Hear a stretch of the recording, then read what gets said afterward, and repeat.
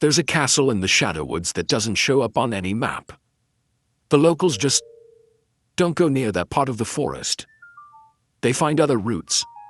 They don't explain why. They just do. And somewhere inside that castle, right now, there's a girl sitting on a stone floor trying to figure out if the man who brought her here is her salvation or her next mistake. Her name is Morirana. About 12 hours ago, she had nothing. No pack, no name, no future. Just a faded bond where her heart used to be and bare feet bleeding into Siberian snow. The man who was supposed to be her destiny looked her in the eyes and threw her away. Casually, like she was something he'd accidentally touched. She survived anyway. Walked straight into the most forbidden forest in Siberia, and came out the other side wrapped in a cloak that belonged to a Lykan King with violet eyes and absolutely zero interest in being reasonable. His name is Malachi. And I don't think either of them fully understands yet what they just started. Welcome back to my diary. I'm Bren. This is Chapter 2. We're calling it The Remaking. The first thing Morirana noticed was that she couldn't feel her feet anymore. Not the numb cold of the tundra that she knew. That was an old enemy, familiar and predictable. This was different. This was the absence of sensation entirely, like her body had quietly decided that whatever was happening was above its pay grade and checked out. She was being carried. She registered that slowly, the way you register things when your brain is working at about 15% capacity. A pair of arms, solid, warm in a way that didn't make sense given the temperature. The smell of coming storm, and something older that she didn't have a word for yet. Malachi carried her through the Shadow Woods without speaking. She should have demanded he put her down. She was aware of that. The version of herself from this morning. The one who had stood barefoot in the sacred circle with a chest full of hope. That girl would have said something. Would have at least tried to seem like she wasn't completely falling apart. But that girl had been rejected and abandoned and left to freeze in the same hour. So honestly, that girl could wait. Morirana pressed her face against the fabric of his cloak and let herself be carried. The trees thinned eventually. She felt it before she saw it. A shift in the air pressure. The way the wind stopped mid-gust like it had hit a wall. She lifted her head. The castle rose from the earth like it had grown there rather than been built. Black stone that absorbed the moonlight instead of reflecting it. Towers that dissolved into the night sky at their peaks, so you couldn't quite tell where the architecture ended and the dark began. It was enormous in the way that made your chest feel tight, not because it was threatening, but because it was simply too much for the eye to process all at once. There were no torches at the gate, no guards that she could see. Just a massive iron door that swung open as they approached, slow and silent, like it had been expecting them. The warmth hit her the second they crossed the threshold, and Morirana hated how much her body responded to it. Her shoulders dropped half an inch. Her lungs expanded properly for the first time in hours. Every muscle she'd been clenching against the cold loosened in a wave that moved from her chest outward, and she made a sound, quiet, involuntary, that she immediately wished she could take back. Malachi said nothing, but she felt his arms tighten slightly around her, just for a second. Then he set her down. The floor was black stone, polished so smooth it looked like frozen water. The walls were the same, lit by something that wasn't quite firelight. It had no visible source, just a low amber glow that seemed to come from the stone itself. The ceiling was high enough that the upper half of the entrance hall sat in complete shadow. And the shadows moved. Not dramatically. Not in a way that screamed supernatural. Just a slow, lazy drift, like they were breathing. Morirana watched one slide across the wall to her left, and told herself it was a trick of the light. It was not a trick of the light. "You're staring at the walls," Malachi said. He'd moved to stand a few feet away, facing her. Up close, in the amber glow, he looked. She stopped that thought before it finished. He looked like someone she shouldn't think too hard about. That was sufficient. "Your walls are moving," she said. "They do that." He said it the way you'd say, "It does that," about a quirky appliance. Completely unbothered. "It stops bothering you after a while." "I'm not bothered." He looked at her for a moment. That long, assessing look she was already starting to recognize. The one that felt like being read, rather than seen. Then he turned and walked further into the castle, his boots making no sound on the polished floor. "Come," he said. Not a request. Morirana stood at the threshold for exactly 3 seconds. Her bare feet on black stone, the cold of the forest still on her skin, and the impossible warmth of this place pulling at her from the inside. Behind her, the iron door swung shut without a sound. Ahead, Malachi's silhouette moved through the amber light like he owned every shadow in the building. Which, she was beginning to understand, he probably did. She followed him. The woman who came to draw the bath didn't speak. She was older, silver-haired, with the kind of face that had stopped being surprised by things decades ago.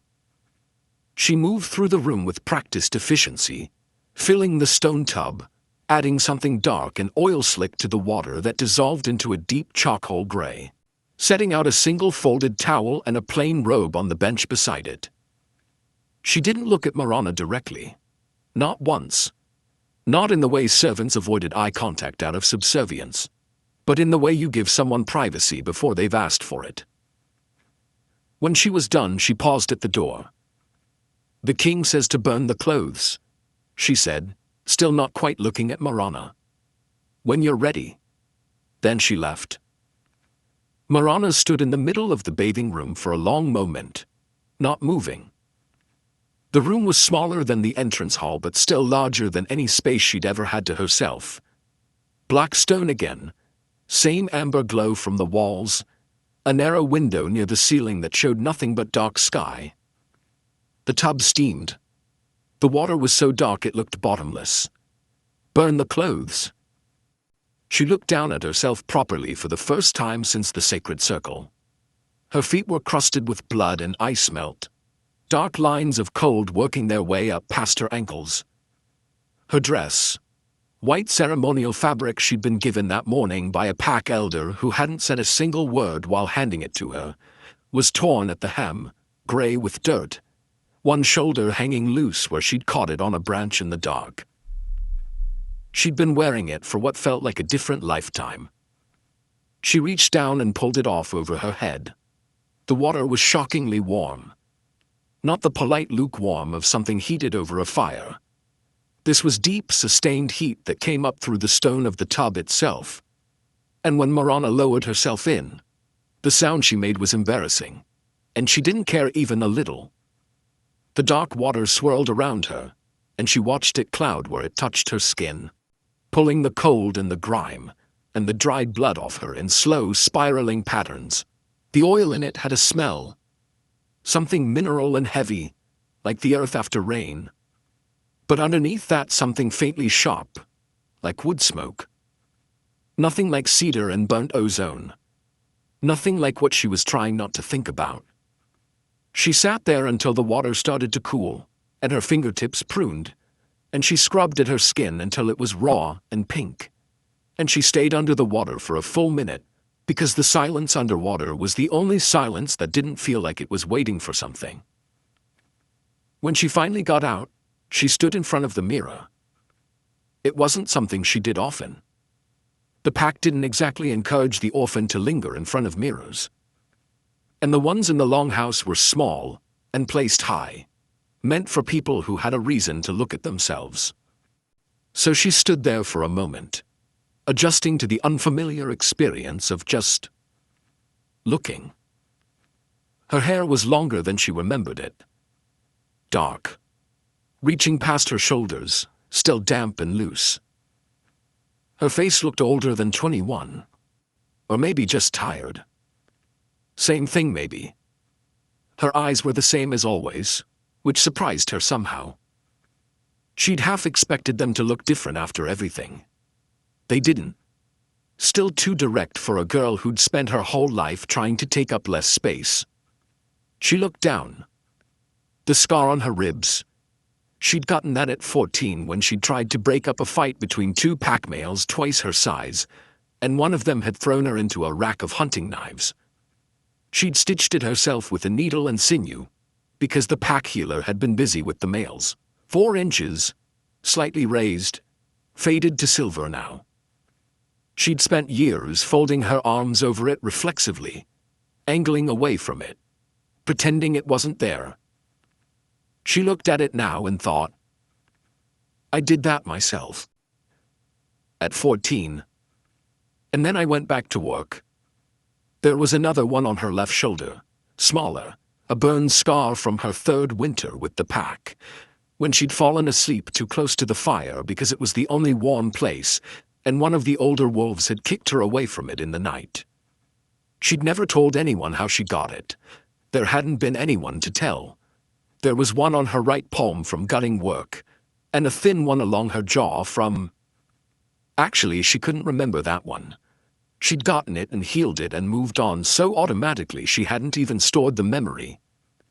She stood in front of the mirror and looked at all of it, and thought something she hadn't thought before. I'm still here. Every single time I'm still here. It wasn't a revelation. It didn't feel like one. It felt quieter than that. More like something clicking into place than something bursting open. The girl in the mirror wasn't beautiful, in the way Sasha was beautiful. She wasn't untouched. She wasn't perfect. She was held together by scar tissue and stubbornness, and about 12 hours worth of cold rage that hadn't fully metabolized yet. She put on the robe. When she came out of the bathing room, Malachi was leaning against the wall in the corridor, arms crossed, looking at absolutely nothing with the focused attention of someone who had been waiting patiently, and was not going to admit how long. He'd changed. Or maybe just removed the outer layers, she wasn't sure. He was in dark clothing that fit like it had been made specifically to be frustrating. He looked up when she came out, and his expression didn't change. But something in his eyes did. Just for a second. Something that moved through them too quickly to name. He looked at her face. Not her hair, not the robe.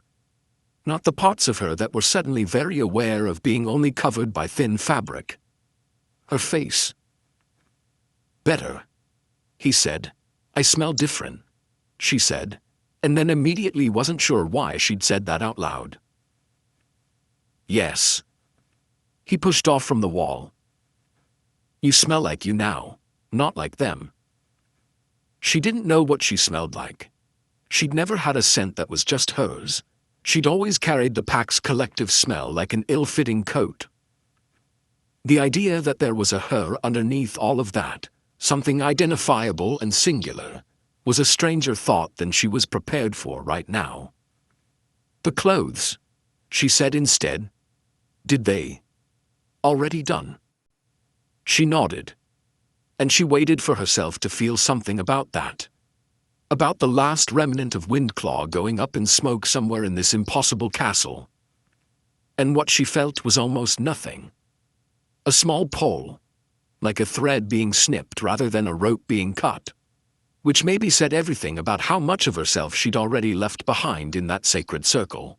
Malachi was watching her process all of this with that same unreadable patience. Are you hungry? He asked. She was, actually, catastrophically. She hadn't eaten since morning, and before that only scraps. Her stomach answered before she did, and she watched something move across his face that might, in a different face, on a different person, have been amusement. Come, he said again. And again, not a request. This time, she followed without the 3-second pause. The dining room was not what she expected. She wasn't sure what she had expected. Something cavernous, probably. A table long enough to lose people at the far end. Candelabras. The architectural equivalent of a power move. Instead, Malachi led her to a room off a side corridor that was almost small by the castle standards, with a table set for two near a fireplace that burned with flames that were slightly too blue to be entirely normal. 2 chairs. 2 settings. Simple dark plates, no ornamentation. A bottle of something deep red that he poured without asking. He sat. He gestured to the chair across from him. She sat. The food was already there. Dark bread, something slow cooked in a clay pot that smelled like herbs she didn't recognize. A dish of root vegetables that had been roasted until their edges blackened. Nothing ceremonial. Nothing designed to impress. It looked like the kind of meal someone made because they were actually hungry, not because they were performing hospitality. And that threw her more than the moving shadows had. She reached for the bread. "Tell me about the bond," Malachi said. Morirana's hand stopped over the bread for exactly 1 second. Then she picked it up and tore a piece off. "What about it? How long had you felt it before tonight?" She looked up. He was watching her with that particular stillness of his. The kind that felt less like patience, and more like a predator that had already decided it wasn't going anywhere. His own food was untouched. His wine wasn't. "I didn't feel it before tonight," she said. "That's not how it works. You feel it when you see them, at the lunar alignment, not before."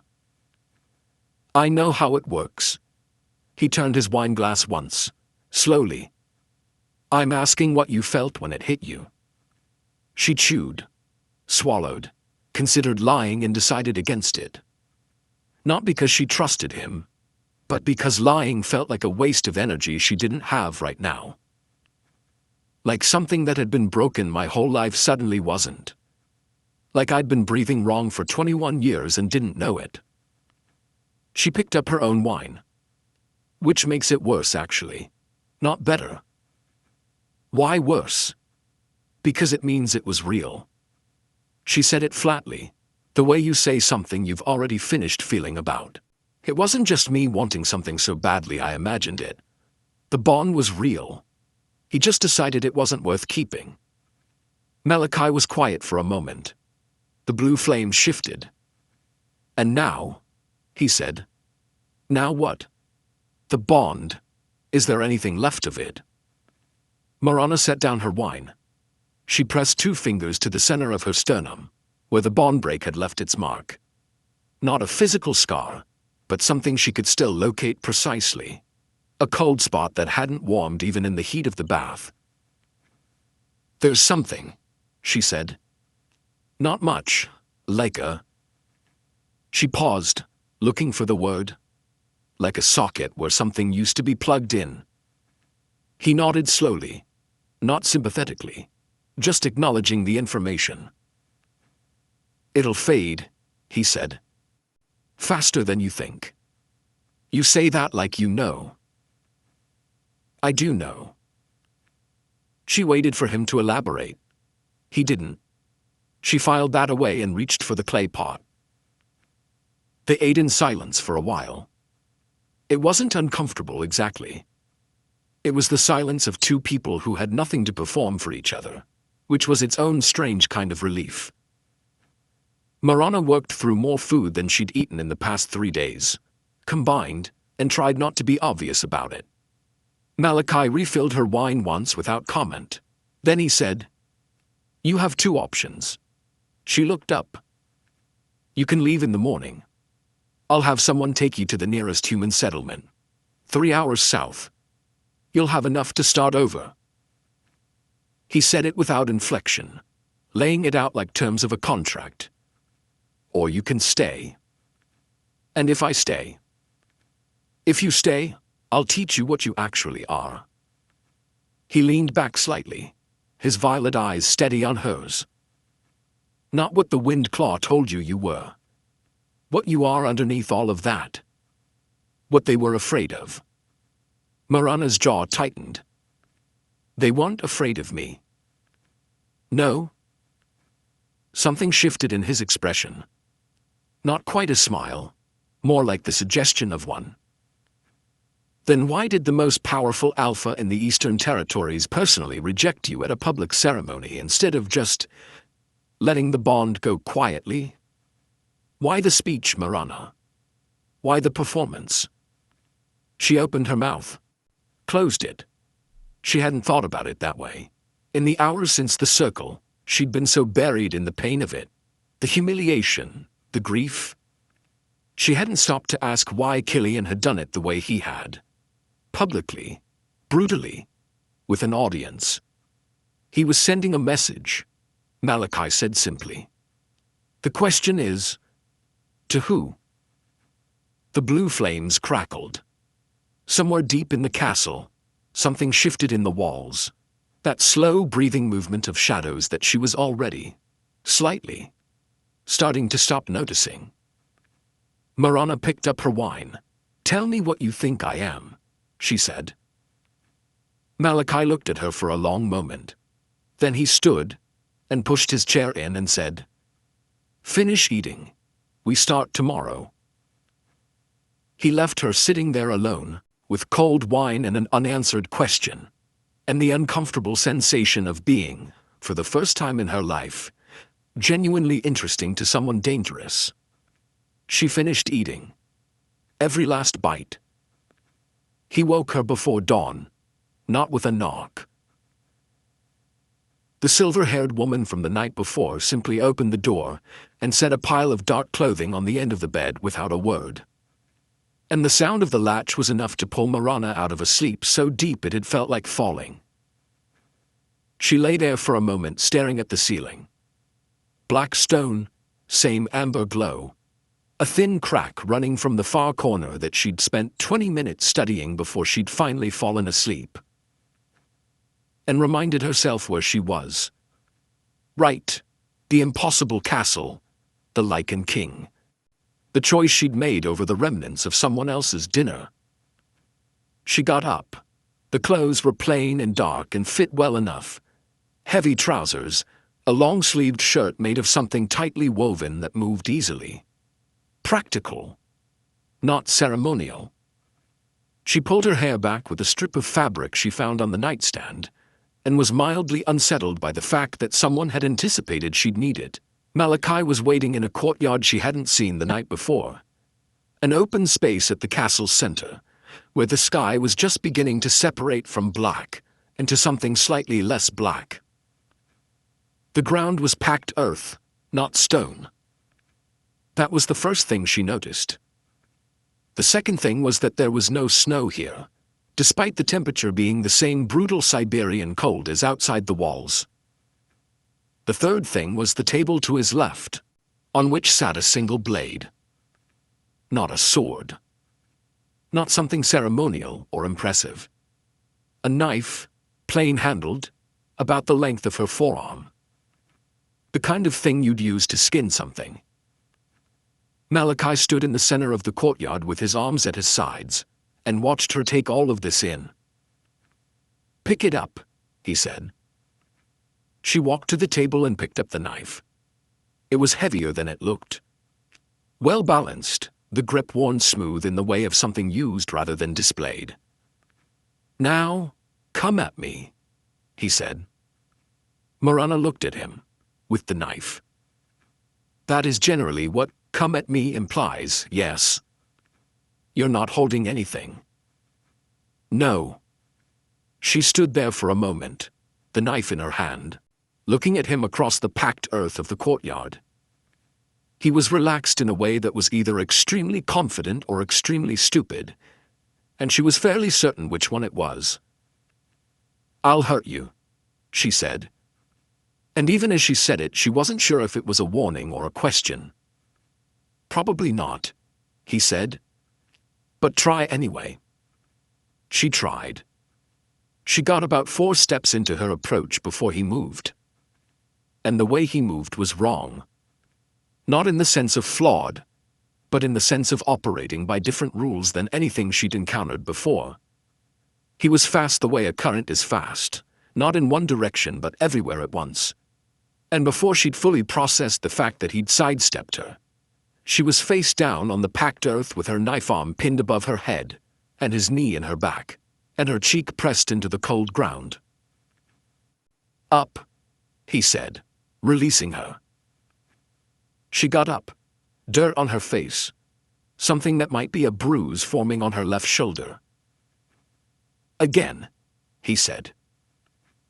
She came at him 6 more times. 6 more times she ended up on the ground. He didn't speak while she got up each time, didn't offer correction or commentary, just waited with that absolute stillness until she came at him again. By the 4th time her breathing had gone ragged, and there was blood on her palm where she'd caught herself wrong on the 3rd fall. By the 6th time she was starting to understand, in a cold analytical corner of her mind, that was apparently operational regardless of how much the rest of her hurt, that he was doing something specific each time. Not just overpowering her, but directing the fall. Controlling exactly where she landed. She stood up from the 6th fall, and didn't come at him again. She stood there breathing hard and looked at him. "You're not trying to disarm me," she said. He waited. "You're putting me down in the same place every time. You're teaching me the ground." She looked at the patch of earth she'd been landing on.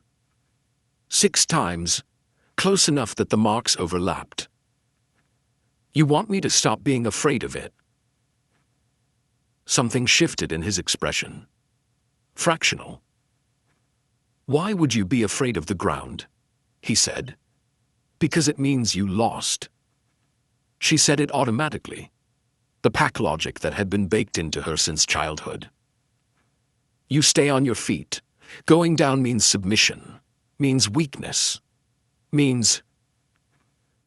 "It means you're still in contact with the earth," Malachi said. "Which means you're still in the fight."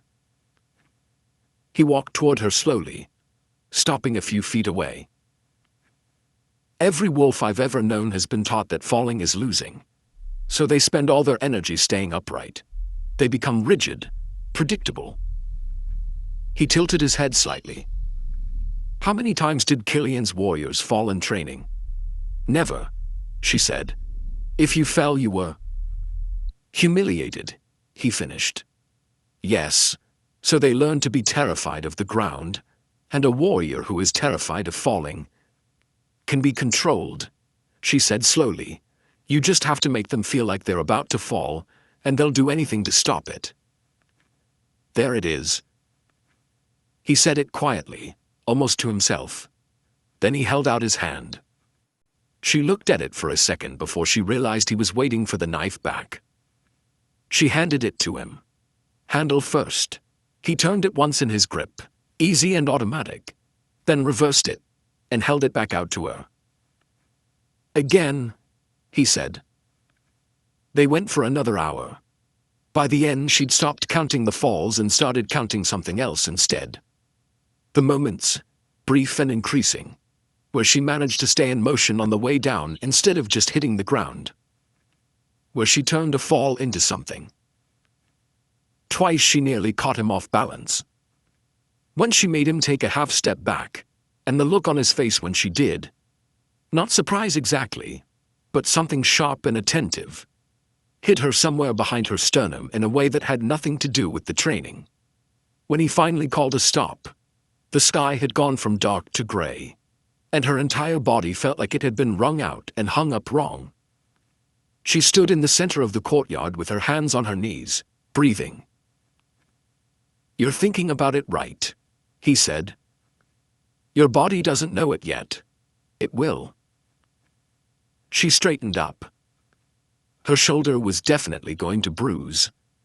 Her palm had stopped bleeding but felt tight. Her face was still dirty, and she was exhausted in a way that went bone deep. She felt more like herself than she had in 21 years. She didn't say that out loud, but she thought he might have seen it anyway, in the way he looked at her for a moment before turning toward the castle door. That sharp, attentive look again. There and gone. Eat, he said over his shoulder. We go again this afternoon. She looked down at the knife still in her hand. He'd let her keep it. She wasn't sure if that was deliberate, or if he'd just forgotten it. She was fairly certain he didn't forget things. She closed her fingers around the handle and followed him inside. The second training session was worse than the first, not in terms of damage. She'd actually managed to stay on her feet more, had landed 2 solid redirects that Malachi acknowledged with nothing more than a slight adjustment of his stance, which she was beginning to understand was the equivalent of applause from someone else, but worse in terms of what it cost her. By the time he called to stop, the sky had gone fully dark again, and her body had moved past the clean exhaustion of the morning into something deeper and less dignified. Her legs shook on the stairs. She held the railing and didn't care. The silver-haired woman, whose name she'd learned that afternoon was Vera, had left food outside her door, and a small clay pot of something that smelled medicinal and turned out to be a salve for the bruising. Morirana sat on the edge of the bed and worked it into her shoulder with her good hand, and ate dark bread and cold meat, and stared at the crack in the ceiling, and felt, in a distant way, like she might actually survive this. Sleep should have come easy. It didn't. She lay in the dark for a long time, listening to the castle. It made sounds, but not the sounds of a building, not settling or creaking or the distant noise of other inhabitants. The sounds were more organic than that. A low movement through the walls, like the shadows shifting had a sound if you listened hard enough. A rhythm to it, almost. She'd noticed it the night before too, but had been too exhausted to pay attention. Tonight she lay there and listened, and eventually came to the unsettling conclusion that the castle breathed. She was fine with that. Probably. Her hand found the knife on the nightstand. She hadn't put it away. Had set it within reach without really thinking about it. The same way she used to sleep with a hand near the fire poker in the longhouse, when the pack males drank too much and got loud. Old habit. New knife. She ran her thumb along the flat of the blade and stared at the ceiling crack, and tried very hard not to think about Malachi. She thought about Malachi. Not in the way she'd thought about Killian. That had been yearning. A desperate forward-leaning want that she could see now had been mostly about what he represented, rather than who he was. She'd wanted the belonging he could give her, the name, the place. The actual man she'd barely known. This was different, and she didn't entirely trust it. Malachi moved through her thoughts the way his scent moved through a room, before she'd decided to let it in, already there. The way he'd looked at her when she'd made him take that half-step back in the courtyard, sharp and attentive, like she'd done something that genuinely interested him. The way he said come with such complete certainty that resistance to it felt less like a choice, and more like a direction she hadn't considered. The weight of his attention, full and unblinking, so different from a pack alpha's dominance. That was about suppression, about making you feel smaller. Malachi's attention felt like the opposite. Like being seen at actual size for the first time. She didn't know what to do with that. She wasn't sure it was safe. He was ancient. She didn't know how ancient, but she felt it in the way you feel weather coming. Something in the air pressure around him that spoke to a depth of time she couldn't actually comprehend. He had let her keep a knife. He had woken her before dawn and put her on the ground 6 times, and then spent an afternoon teaching her how to fall correctly. And at no point had he been unkind about it. Not gentle, but not cruel either. Just precise. Like she was a problem worth solving properly. And the smell of him. Coming storm and old magic and something underneath both of those that she was starting to suspect was just him. Stripped of metaphor. Something dark and mineral, and complicated that her wolf, the half-starved creature she'd been trying to hold together through all of this, kept turning toward like a compass finding north. She pressed the back of her hand against her mouth and stared at the ceiling. This was not the time. She was 12 hours out of the worst rejection of her life. She was bruised in 4 places, and sleeping in a castle she didn't understand belonging to a man she'd known for less than 2 days. Whatever her instincts were doing right now, they needed to be filed away and left alone until she had a better grip on the situation. She was very aware of which room was his. She'd noticed it without meaning to. A door at the far end of the corridor, light visible underneath it when she'd come upstairs, gone now. He was either asleep or sitting in the dark, which somehow seemed more likely. She closed her eyes. The castle breathed around her. The knife was solid and cool under her palm. The bond break in her chest was still there, that empty socket she'd described at dinner. But it felt different tonight. Not smaller exactly, but less urgent. Like something that had been screaming had dropped to a steady ache that she could put in a corner and acknowledge without letting it run her. She thought, I made it through today. Then she thought, I'm going to make it through tomorrow too. Then she stopped thinking and fell asleep with the knife in her hand, and the amber glow of the walls moving slow and steady through the dark. And somewhere down the corridor, the door with no light under it stayed closed. And the Siberian night did what Siberian nights do. Kept its secrets and waited for morning. She fell asleep with a knife in her hand. I just want to point that out. 24 hours ago she was barefoot in a sacred circle hoping a man would choose her. Tonight, she's in a castle full of living shadows. Bruised from training she asked for, and she fell asleep holding a blade like it was the most natural thing in the world. That's not a transformation. Not yet. Transformations take time and she's got a long way to go. But there's something happening in her. Something that was always there, buried under 21 years of being told she was background noise. Malachi didn't put it there. He just stopped covering it up. And here's the thing. Nobody in Windclaw is going to see coming. She's not training to get revenge. Not really. She's training because for the first time in her life, someone handed her a knife instead of a mop and said, let's see what you can do. And she wants to find out. For herself. Not for Killian. Not for the pack. Not to prove anything to anyone who already decided she wasn't worth keeping. Just for herself. Which, honestly, is so much more dangerous. Killian made one mistake when he rejected her in front of everyone. He made her irrelevant to herself. And now she's becoming relevant again. But to a completely different story. His story just doesn't know it yet. Chapter 3 is called The First Scar. And I promise you, by the end of it, you're going to understand exactly why Malachi has been waiting in those woods for as long as he has. Tuesday. Come back Tuesday. Don't miss it.